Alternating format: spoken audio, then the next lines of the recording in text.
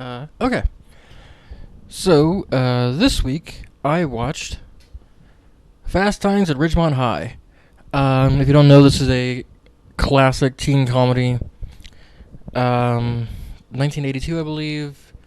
It was the directorial debut of the woman who did Clueless, and she did some other stuff too, but mostly she's famous for Clueless. And notably, the film debut of like a whole bunch of people, including like Nick Cage, Forrest Whitaker. Holy shit!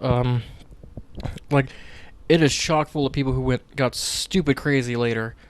Anyway, so we kind of watched this movie on themes like sort of comparison. So we watched this movie and then Superbad, sort of lining up where teen comedies have come in literally 30 years. And frankly, Fast Times kind of holds up. It's not the worst thing I've ever seen. I'm always grading on a curve with movies like this because like comedy is the one thing that really ages like the worst. Old comedies are very rarely funny. It's shocking when they manage to be. But I mean, like, as far as old comedies go, I've definitely seen ones that have aged worse. Not even just as far as like what's acceptable anymore. Like, this is fucking a 15-year-old is a 26-year-old in this. It's not. It's not chill like that. There's some language that we don't use anymore. But even beyond that stuff, like, it just jokes and comedy have different tones throughout the decades. It's something you notice when you watch like 90s comedies, 80s comedies, 2000s comedies, 2010s comedies.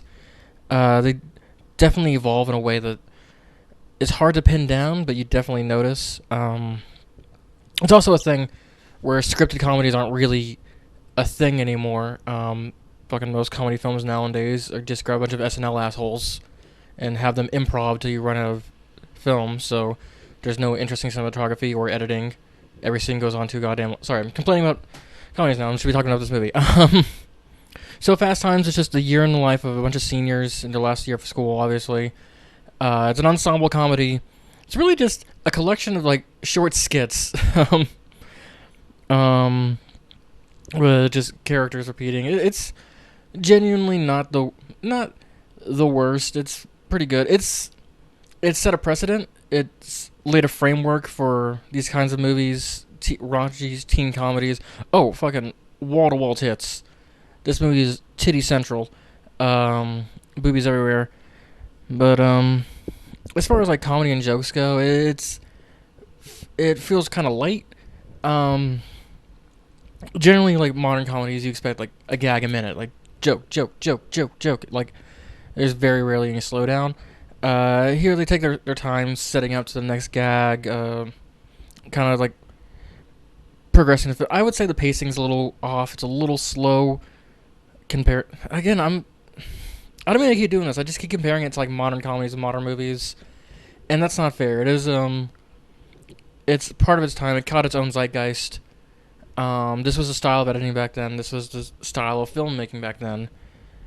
And even though I don't really appreciate it because I grew up with a different style, it's still like it's valid, its own way. Yeah, I guess it's one of those weird movies where this is definitely influential. This definitely was an important film.